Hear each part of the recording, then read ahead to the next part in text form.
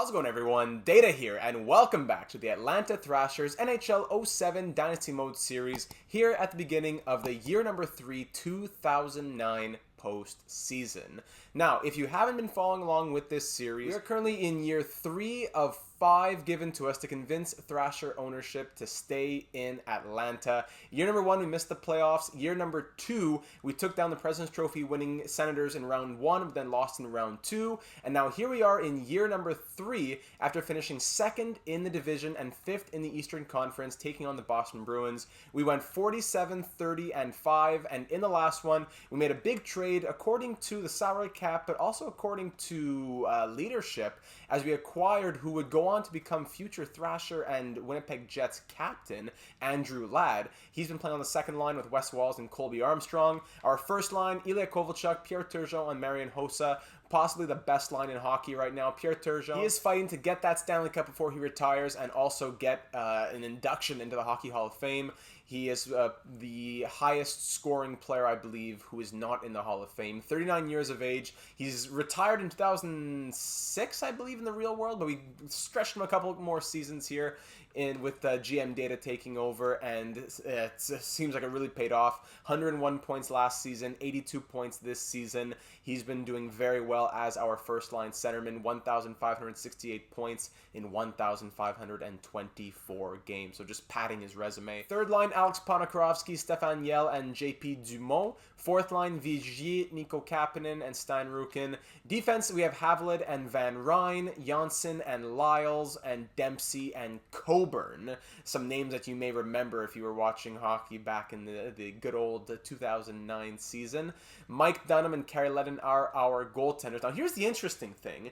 In the regular season, Kari Lehtinen, he's 91 overall, and he has 98 potential, but I wouldn't say he's been anything crazy. Now, take it with a grain of salt because the statistics in 07 are a bit different. NHL 07, you'll have the goalie who wins the Vezina barely at a 900 save percentage. So he did have 43 wins. He had an 870 or 871 save percentage and 2.53 goals against average. Not bad at all. But somehow, 80 overall Mike Dunham, who played in only 11 games, had an 879 save percentage and 2.39 goals against average. So he's been amazing. He did very well down the stretch as well. So we were thinking, do we give him the start of the playoffs or do we go Kari Lehtinen?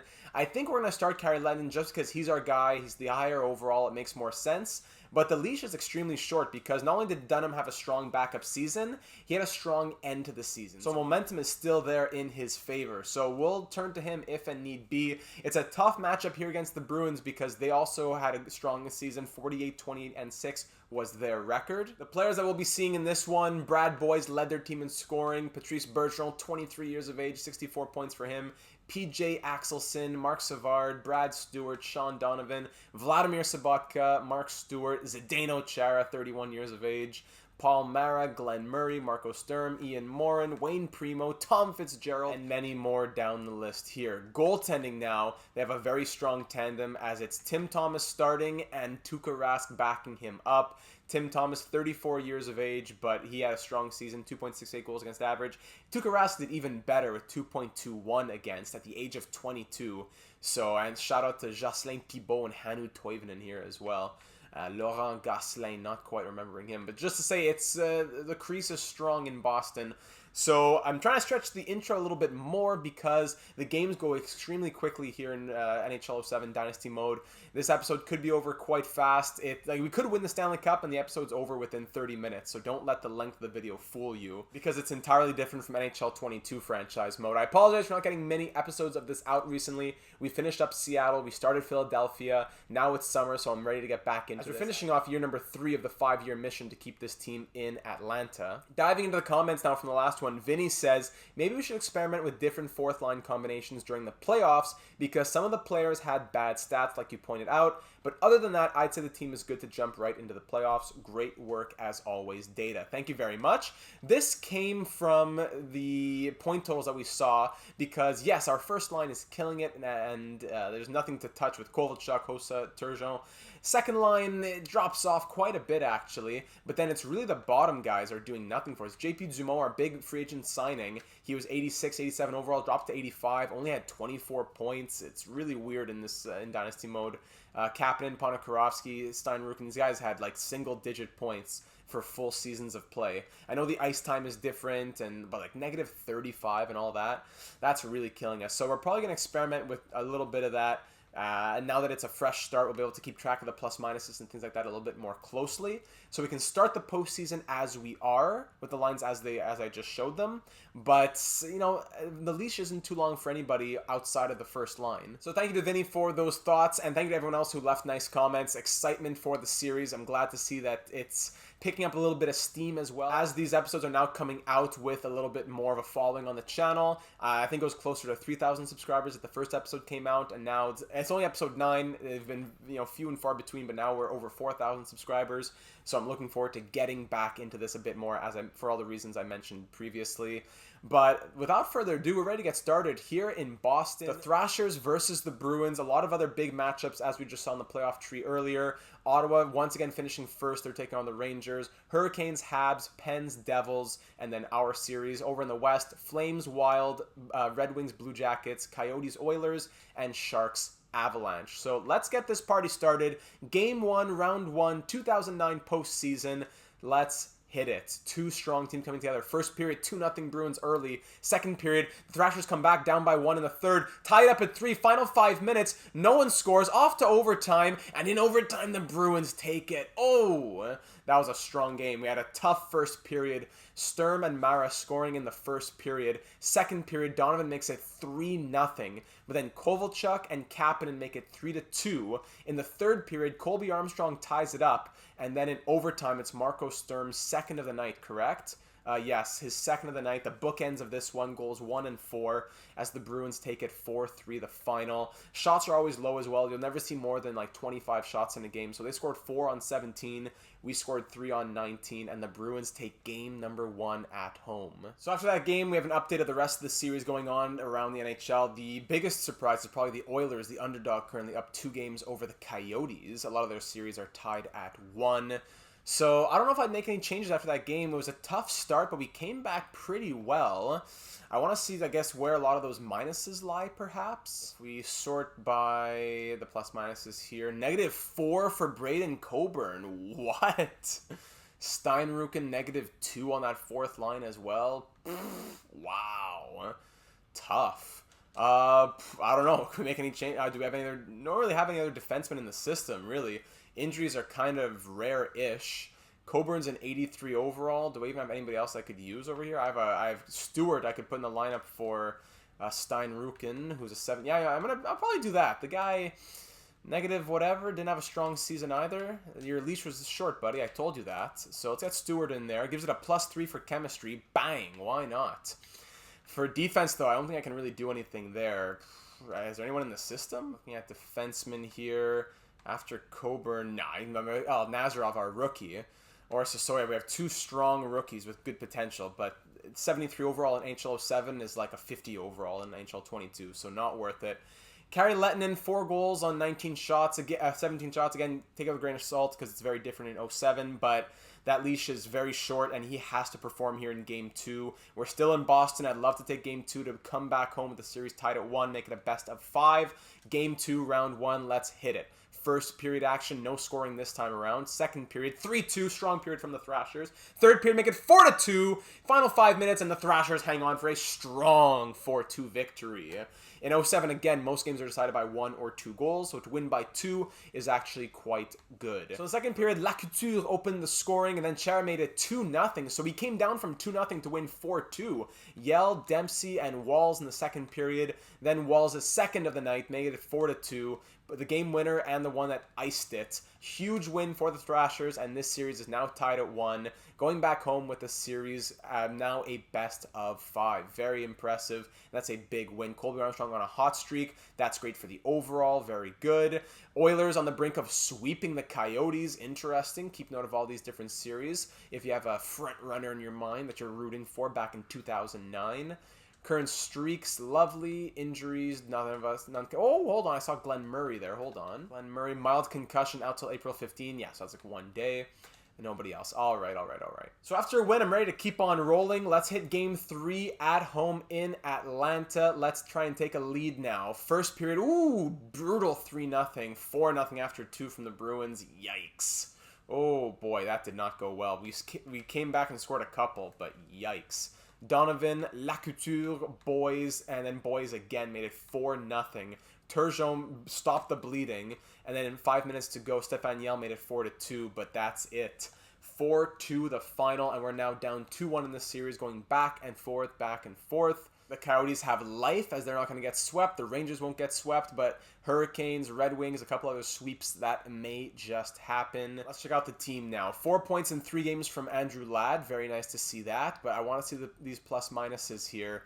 -4 from Marian Hossa? What? Coburn's a +1 in the last 2 games at least, but Yell, Steinrucken, yeah, he's out. How's, what's his name that I brought in? Carl Stewart. He's even, so at least that's been good. But from the top guys, I'm a bit surprised from the top guys. Armstrong, 1 goal, 1 assist. Where are the top guys here? Hossa has 2 goals. What's up with Kovalchuk? He has 1 goal, 1 assist, and Turgeon 1 goal, 2 assists.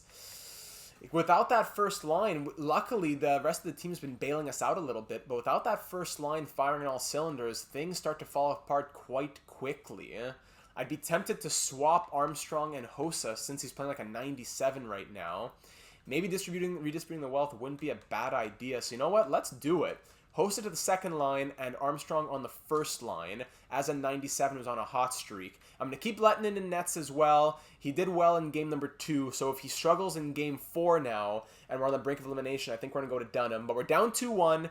Once again, we want to win 1, we lose 1 on the road. We win 1, we lose 1 at home. Let's tie the series up at 2, make it a best of 3 here at home in front of the fans. Small change made. Let's see how that affects us here. After a tough first period last game, now we take the 3-0 lead early. There you go. Bruins come back strong, 3-2.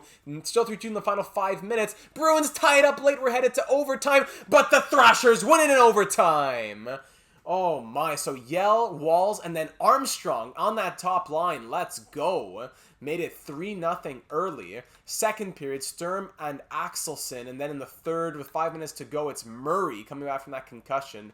But in overtime, it's Wes Walls, who's been playing extremely well. Another assist from Andrew Ladd as well, and that's, oh man, just what we needed. I'm at a loss for words. I'm so happy to see people coming through with exactly what we need.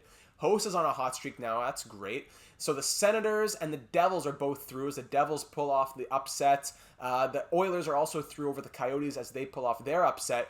Our series with the Bruins is the only one in the NHL that is tied 2 games apiece. So Host is now on a hot streak, but it seems like this line's working well. Armstrong's down to a 92 now. I didn't say he lost his hot streak, but I'm going to keep it like that. The second line of Ladd, Walls, and Hossa seems to be looking pretty solid. Let's check this out now. 6 points, all assists for Andrew Ladd through 4 games. Walls has 4 goals and an assist. Hossa has 4 assists as well. Looking at the plus minuses. -4 still from Hossa and Coburn. That's killing me a little bit. I'd want to redistribute the defenseman a little bit, but Coburn's already like one of the lowest rated guys. I don't want to bump him up the lineup unless I change the partner that he's playing with maybe, but the other defensive pairs haven't been bad. I'd have to move Janssen, who has 4 assists in this postseason so far. I'd have to move Dempsey. Dempsey's been okay. We're going to have to just roll with it like that. Lettinen gave us a little bit of a scare as he let in those 3 second, tied up at 3. Let in 3 unanswered after we scored 3 unanswered. So, again, the leash continues to be short, but he's just keeping it on the fringe. Now heading into Game 5, this is a huge one. The winner of this game will have the opportunity to end it in Game 6. So we're back in Boston. We split those 2, Games 1 and 2, 1 apiece. Now let's try and take a second away from the Bruins on their home ice. Let's do it. Game 5 in Boston. First period, 0-0. Second period, 2-1 Thrashers. That's big. Third period, no scoring. Final 5 minutes. The Bruins tie it up late. We're headed to overtime, and the Bruins take it in overtime. So second period, Moran opened it up. Turgeon tied it up. Wes Walls has been a man possessed. He gave us the 2-1 lead. Then in the third, with 5 minutes to sorry, I saw it twice. Bergeron scores, but then Marc Savard gets injured, and then in overtime, Brad Boyes gets the winner. Yikes! So 3 goals in that one. Again, not bad from Lehtinen. Colby Armstrong's hot streak comes to an end. So now we got to win 2 in a row, as every series in the league is done aside from ours and the Sharks and the Avalanche, which are 3-2 as well. This is going to be tight, ladies and gentlemen. Game 6 back in Atlanta. Streaks, yeah, thank you very much. I don't know, the second line's been very, very good. I don't think I can swap Hossa back up there. Man, we just got to be a bit stronger defensively here, guys. We got to be stronger defensively. Plus minuses haven't been horrible. Coburn, Dempsey only -3 through 5 games now. What's up with the goaltending? What's the save percentage like? Lehtinen, 792 save percentage. I know, like, in the 800s is normal-ish, like 840s, 850s, 860s, even 870s is not bad, but 792? I'm tempted to go Dunham, and you know what? On the brink of elimination, after a 792, I think we just might. This is a classic in Data 782 franchise modes, or dynasty modes, where we go to the backup goalie. I think we're going to do it. Lehtinen, come on, buddy. Sub 800 through 5 games, at least after like 1 or 2 maybe, but after 5 it should balance out a little bit. Game 6 in Atlanta, on the brink of elimination. Let's win it and head back to 7 in Boston. Let's do it. Game 6, round 1. First period, 2-1 Bruins. Second period, 3-1 Bruins. Third period, 6-3 Bruins. Oh.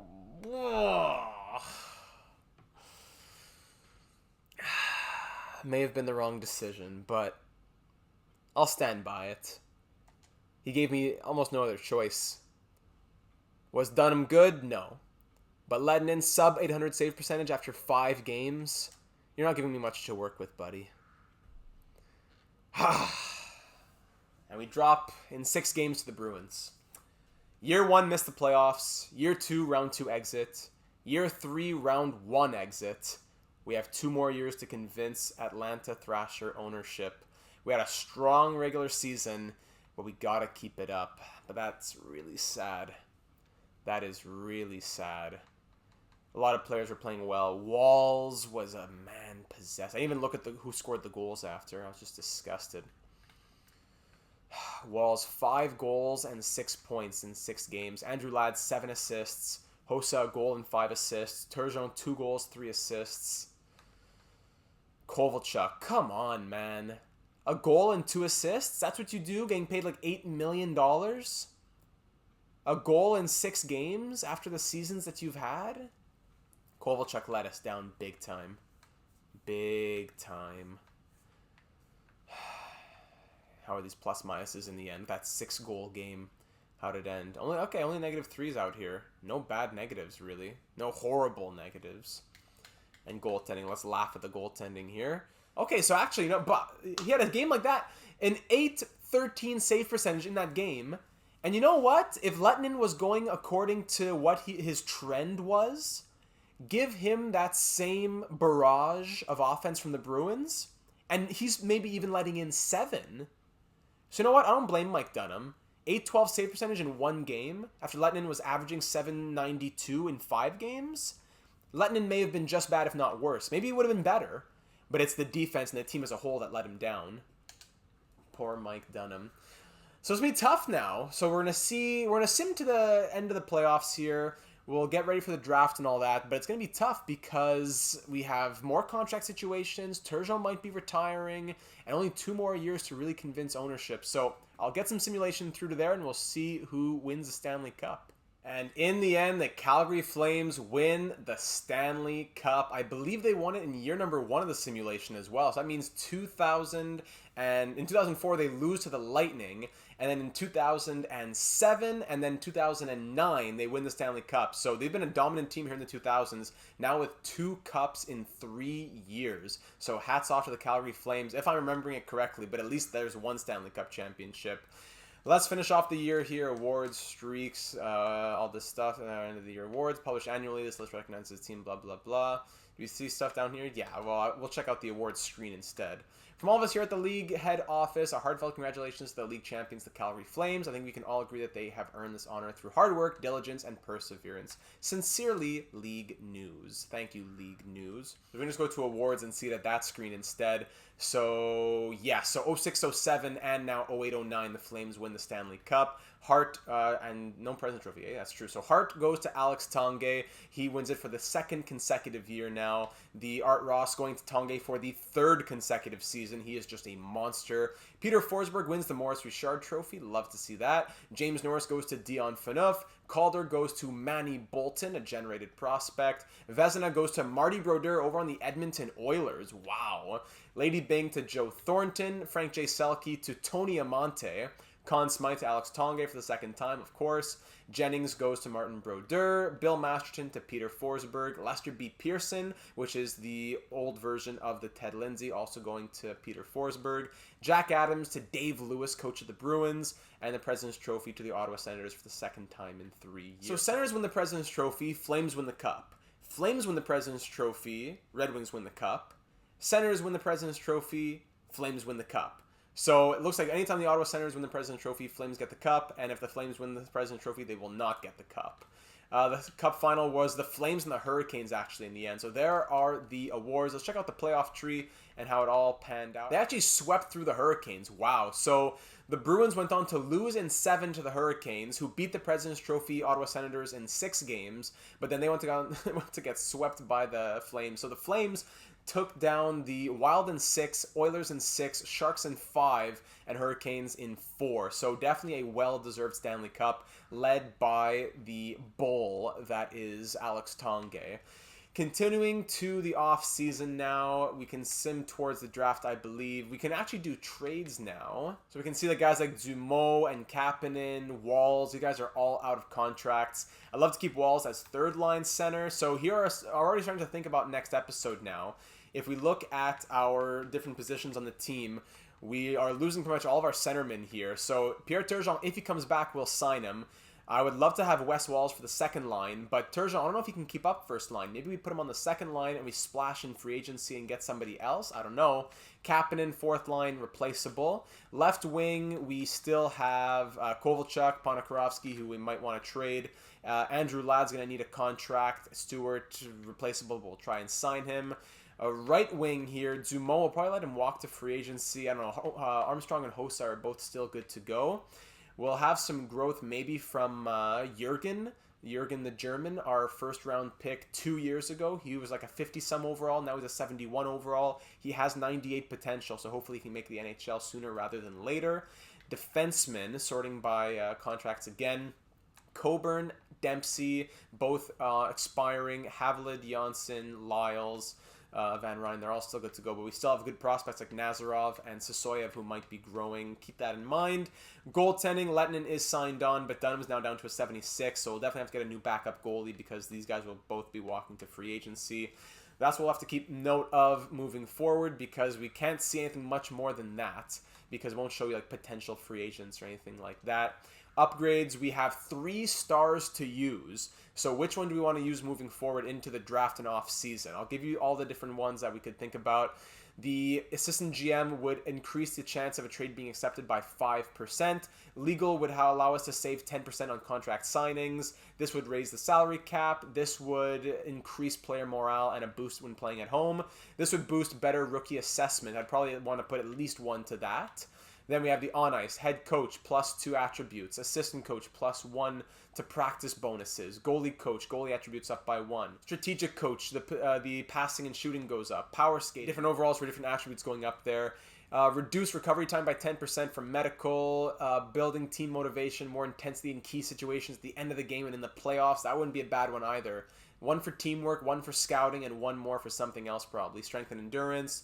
+2 for road games, morale by 5%, and that's pretty much it. So that's what I'm thinking. I would say 1 for rookie scouting, 1 for teamwork, and then 1 more could be for anything else that you like. So let me know your thoughts on that down in the comments. In the scouting reports here, it's tough to tell who's going where because it just tells you letters. It doesn't actually tell you projected numbers or anything like that. So pretty much potential is king, and we're going to draft according to potential. So that's pretty much all we have to say for the draft. Not like we're targeting anyone in particular.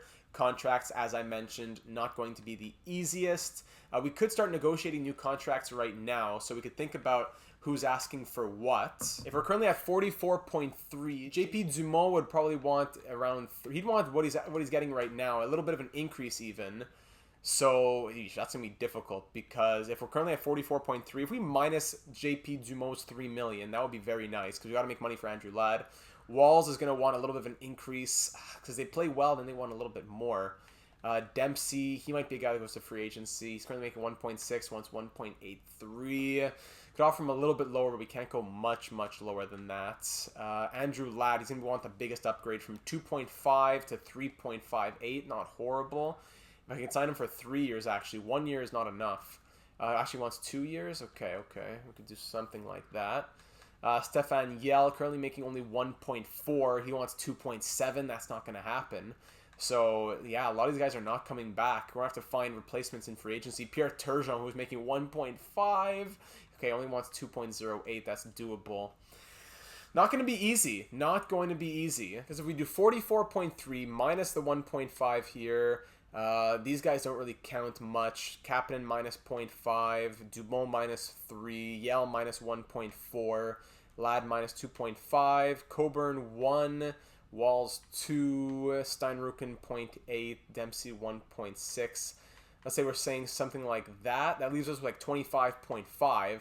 But that fills up very quickly because you give 3 to Walls, you give 3.5 to Ladd, you give 2 to Turgeon. Already we're down to 10 million to play with to fill up all these other spots. An entire 4th line, a couple of 3rd liners. It's going to be tight. A backup goalie. We're going to try to finesse the system as much as possible, but it won't be easy. Maybe using those stars for upgrades for player contract demands going down would be a good idea. But I think we can pretty much wrap it up right there. Let's sim to the draft. Do I want to continue to the draft? No. So we'll just wait. We'll stop right there. So who are we cutting loose? Because we only have 2 more years, ladies and gentlemen, to convince Thrasher ownership to stay in Atlanta. We need at least a conference final next year or the year after, but we got to really be pushing these next couple of years because after 3 years, we've had good progress, but now is really where we got to turn the heat up. So I'll leave you off with that. Thank you so much for taking the time to watch. Be sure to leave your comments down here on YouTube or over on the Discord server so we can think about the 2009 draft and off season. Hopefully we get some growth from our players, so they'll be cheap players and not the guys who are needing so much money in free agency. But we'll see what we do with the stars, the upgrade stars. Let me know what you want to do with all of that, as well as who do you think needs to be cut and who definitely needs to come back. Leave a like if you're enjoying the NHL 07 Dynasty Mode series, and do be sure to subscribe if you haven't already to join the team as an assistant general manager, helping out here in Atlanta on 07, as well as helping out in Philadelphia in NHL 22, and take a look at some of the other series if you enjoy NHL Franchise Mode and more, as there are a lot of playlists here on the channel, as well as talking about the real world of hockey and much more. So be sure that you're subscribed so that you do not miss any of those uploads. Thank you once again for taking the time to watch, and I'm looking forward to seeing you again in the next one.